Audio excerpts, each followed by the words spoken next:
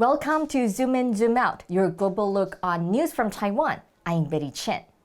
Literature from Taiwan has made its name on the international stage. Over the past year, local authors have received prestigious awards such as the Newman Prize for Chinese Literature and have been longlisted for the 2023 Pen Translation Prize. And Taiwan's government is eager to support this trend, pouring more funding into translation projects in a push for deeper cultural diplomacy. But what about the translators who carry the books across borders? To talk about this topic, today we are honored to be joined by Jenna Tang, writer and literary translator from Taiwan, and she's also a board member of the American Literary Translators Association. So first of all, we're going to zoom out a little bit to talk about the landscape of literature from Taiwan in translation. Yeah, so in recent years, there's more and more popularity from abroad. Basically everyone knows Taiwanese literature as having Taiwanese queer literature. Mm-hmm. There's a lot of iconic authors such as Ji Dawei, Yang Liya, and so many other authors who took part in it's kind of like a literary movement. And because Taiwan is one of the first region country in Asia that basically approved of gay marriage and gender diversity, basically. And so because of that, the Tongzhi literature has become more and more popular, and that's kind of became an access for global audiences to join us. And in addition to queer literature, how do you describe the Taiwanese literature as a whole? Taiwanese literature has its own style. There's a lot of prose, and in Chinese, where it's known as sanwen. Mm-hmm. There's also a lot of short story collection, which is pretty common, and basically there's a lot of day-to-day kind of narratives, recounting, and there's so much more. It's so hard to just sum it up, just saying what's Taiwanese literature. There's just all kinds of aspects, literary fiction, nonfiction, poetry. There's so many more, and a lot of them are very internal. Mm-hmm. That also shows the vitality, or you can say the diversity of Taiwanese literature. So the follow-up question, how is Taiwanese literature different from other, you can say Mandarin-speaking literatures, for example, literature in, say, China or Hong Kong or Malaysia? Yeah, so Taiwanese literature has a lot of indigenous literature. There's indigenous literature, queer literature, and literature about nostalgia, basically, thinking about the wartime Taiwan, literature about white terror, about our history, and all these contradictions that people have been discussing over decades, over years. It's so extensive that it contains so many different genres, and it also contains gender diversity, feminist movement, Me Too movement, which is very well known recently, with all these things coming out. There's so much more. Definitely so much more. So actually, these are the qualities of Taiwanese literature, and why I think Taiwanese literature and its development actually is a reflection of our, you can say, the development of the country, how you can say the nationalist government moved to Taiwan. So that's why you talk about the nostalgia of the homeland. And then as we become more and more liberalized, so we accept queer literature and all the other interesting dimensions. So tell me more, why is it important to translate literature? It is because literature is literally an access to other cultures. Mm-hmm. It's the easiest way, we're just a book away from a culture. Mm-hmm. And by reading all kinds of authors, having that diversity in our reading list, mm-hmm. It helps us just getting to know different, in media, we learn the major events. Mm-hmm. We learn the first impression of certain cultures, mm-hmm. But literature goes deeper. Mm-hmm. We're able to touch on so many details, and we're able to know so much more that's beyond stereotypes or the general impressions of certain cultures. Mm-hmm. That's why I think it's important for all translators from different cultures to translate the literature into English or into other languages. Mm-hmm. So, could you please tell me, what is the role of a literary translator? Tell us a bit more about why would you like to be a literary translator rather than a technical translator? Through literature, it provides so much day-to-day details of how an internal conversation would be from some character who grew up in this environment. And there's so much more that's about like getting to know the culture with its nuance that's always through literature, and that motivates me to. I don't think it's exactly thinking about wanting to introduce Taiwan to the world, but more like I want this environment where I grew up to be seen in its truest sense, and not like we're catering to Western audiences. Like telling them this is our feature and bring stereotypes to them and let them know more about our culture. I want them to know our culture through the day-to-day details. That was Taiwanese literary writer Jenna Tang talking about why literary translation matters. Next, we're going to zoom in on Jenna Tang's personal experience and also the process of being a literary translator. Yeah, so in Taiwan, a lot of people read translated literature, which is great. And a lot of translators get credited on the book cover. But in the West, like in America or in the UK, there's a lot of books that I'm not sure why, but they don't want people to know it's a translated book. So really? Why? We have this translators movement. It's called Translators on Cover. So we try to put an agreement into any contract for the publication of a book with the publisher to list our name on the cover. So there's no shame in knowing like this book is a translated book.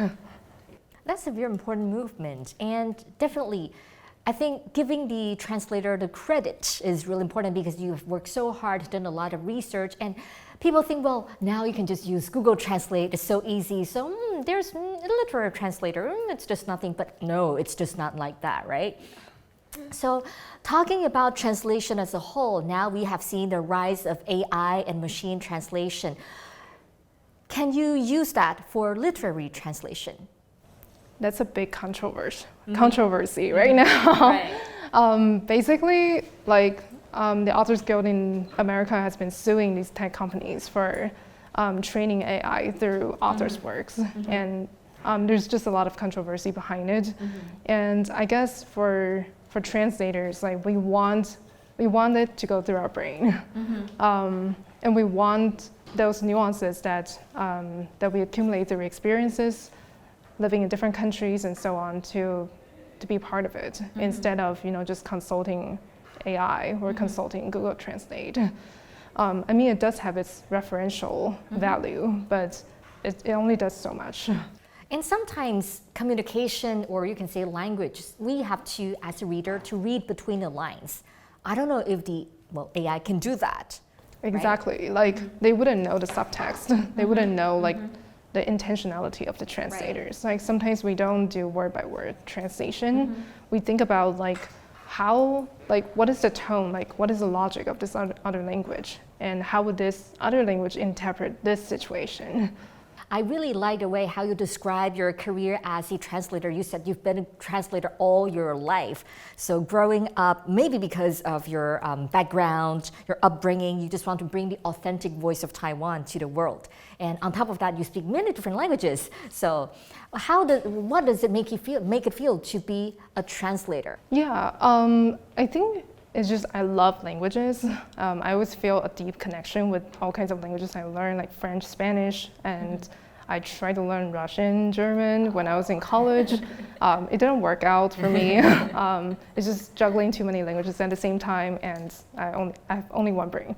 But at the same time, just like I know that as a translator, I'm able to have this special and unique touch with different cultures, and I have my ways to connect myself with all these cultures, and I love feeling those connections.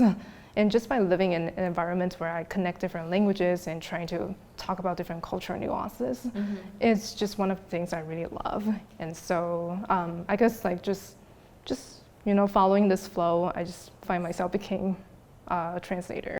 It comes very naturally, right? So one more question.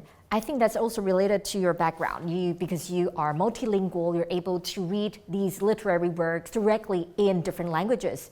But how do you help the readers understand the essence, or you can say the nuances of the writer through your translation? What is the challenge of a literary translator? A lot of those challenges come from like we can only grow up in one place. Yes. And for me, I grew up in Taiwan. At the beginning, there was a lot of challenges just to get to know like what English readers would think. And I need to do a lot of research knowing, because I'm not a native speaker. So I need to know so much more from my peers in America, and I need to know so much more about like the level of strongness in each word, or if this word is really for this occasion, this context. It's by learning all these different levels and, you know, like finding the right words and trying not to translate stereotypes or trying not to foreignize what we're trying to introduce.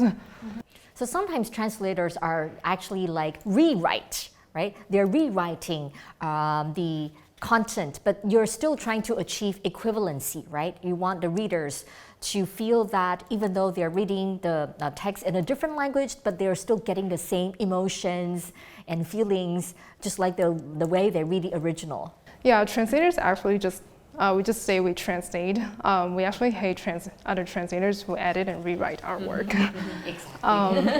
Yeah, so we try our best to establish like what the author has already established, like in a new language. And of course, if the author is still alive, we would love to have a conversation with them and talk about the changes we're considering or anything, you know, anything we're trying to infuse like into our translation work in order to bring it into a new culture and add to some kind of new style that would attract people. Fascinating. So what advice would you have for emerging translators who also want to join your league to become a literary translator? I encourage all emerging translators, especially translators who identify as BIPOC, which is Black, Indigenous, and people of color, to join this BIPOC Literary Translators Caucus. It's a collective that's more than 400 people in the US and actually across the world. We share resources and we talk about our experiences in translation. We kind of support each other. That's a great place to start because as translators, we all need communities. And at the same time, like there's a lot of workshops, programs like BCLT really help translators establish themselves and know the resources that really fits their needs. Yeah, so I would encourage everyone to like take part in any programs that interest you. The Kenyan Review Workshop, BCLT, and Bread Loaf Conference. And there's so much more. Right. We understand that the government is trying to push for more literary translation, and they're hosting workshops and providing funding. What more can the government do to help literary translators? I think it's to establish a collective of translators and for us to have a community and have enough resources. And funding, of course, is important for publications and other things we try to take part in to enforce our skills in translation.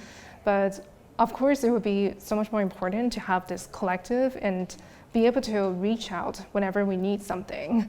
That would help a lot, especially for translators who are emerging and translators who are not as privileged to have more resources, and a lot of scholarships are useful. And there's, I think it's just whatever help we need, and it can start from and to forming create a community, right? Because sometimes translators, we just work by ourselves, sitting in our room day in and day out and working on all those difficult terms. And we really need to have a sense of belonging. So all these mechanisms or groups or association that you mentioned can be a good starting point to have more translators to join and to work together. Yeah.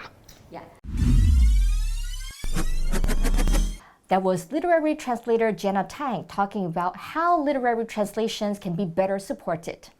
This has been Zoom In, Zoom Out. If you like our stories, please follow us on social media. Thank you very much and see you next time.